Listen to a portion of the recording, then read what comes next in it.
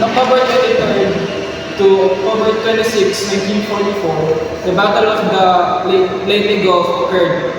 It was one of the largest naval battles in the history and decisive turning point in the Pacific theater of World War II. The battle secured the Allied invasion of Leyte in the Philippines, allowing them to begin retaking the Philippines from Japanese occupation.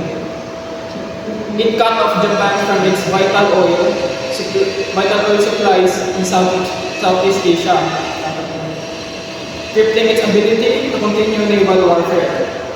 This effectively ended up Japan's ability to conduct large-scale naval operations, marking the death of the Imperial Japanese Navy as a strategic force. The Battle of the Leyte Gulf was a decisive naval engagement that shattered Japan's naval power, enabling the liberation of the Philippines, and marked the crucial step towards the Allied victory in the Pacific. The significance of the topic is the battle demonstrated Allied technologies and numerical superiority, boosting the Allied morale.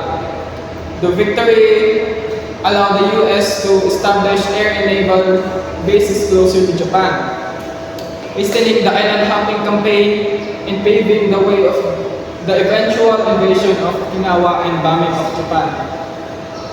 It also fulfilled General Douglas MacArthur's famous promise to return to the Philippines, which had significant symbolic importance. Thank you.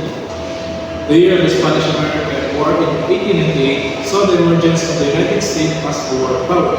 While the U.S. Army had been unprepared for the conflict, the Navy was found ready and waiting. This state of preparedness on the sea was due primarily to the widespread acceptance of the naval theories of Alfred Thayer Mahan.